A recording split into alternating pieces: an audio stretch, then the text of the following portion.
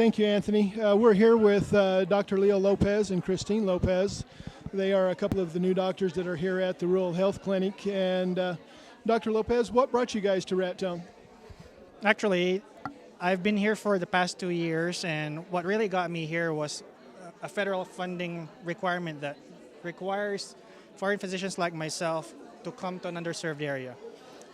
When they recruited me, Raton has not had any pediatrician for at least 3 decades, so at least that was what I was told. So when I got here, I was the first pediatrician to step into this community. I was the first one to initiate the clinic as a primary care provider. And now I have brought my wife along with me, who subspecialized in geriatric medicine and did internal medicine as her primary. Where did you all originally come from? We were both schooled and raised in the Philippines, and we were trained in Michigan. Okay. And Christine, how do you like it here in Raton? I like it a lot so far. People have been very friendly, very accommodating, and I really look forward to working here with not just our staff but with the rest of the community. And your specialty or subspecialty is in geriatrics, so with our large retired community, that makes you right at home, right? Very, very at home. I was looking at the crowd earlier and I see, people mostly above 65, I would say. So as an internist, I see everybody 18 years old and above with a special focus on geriatrics, so that's 65 years old and above. And I'm also the medical director at a long-term care facility, so that allows me to help care for these individuals. And long-term care houses mostly retired minors and such, right? Yep. It's mostly retired minors, but they do have openings for Medicaid patients, so that allows us to care for non-minors who are able to stay in the facility with Medicaid. And I see your two youngins are keeping you a handful, aren't they? Yes, they are. They're a bit too much sometimes, but we love them to bits. And Raton is going to work out then for bringing a family and continuing to grow the family? Say that again, sir. I'm sorry. Raton will be a good place then for the family and to continue to grow. Yep, yes. I believe in that as well. We've been to the aquatic center, and we're currently exploring, activities for these kids. That way we can keep them busy. Okay, very good. And Dr. Lopez, what do you look forward to seeing throughout the rest of the time here?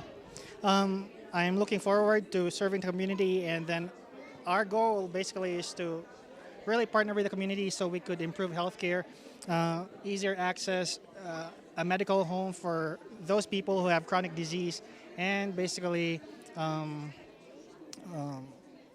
promote well-being not only among the elderly but more so in the younger generation. The Raton High School has a little health clinic there. Are you going to be associated with that since that fits in with your pediatric profession? We are essentially going to partner with that clinic. I was told that we are in transition. It will likely be Dr. Cosme, the other pediatrician, who would be spearheading that. Okay, thank you guys very much, and welcome to Raton. Dr. Louisa Chavez, you are an OBGYN? Correct. And is this kind of a new place for you, or how long have you been here? I've been here for a little over a year. I closed my private practice in Albuquerque last year. What brings you from the big city to the small town? I was asked just to come and check it out, and when I walked in, I was impressed with just the warmth of this facility. Sean Lurch was speaking about the team members, and everyone here is a team member and welcomed me from the get-go. And there's something appealing about being in a small town. I'm originally from a small town, and coming to a small hospital, you don't feel like it's an institution. It's very nice, very nice. So you actually get a chance to meet your patients and know who they are. Exactly. And that's important when it comes to OBGYN, right? Well, absolutely. It's a very emotional process when you're giving birth.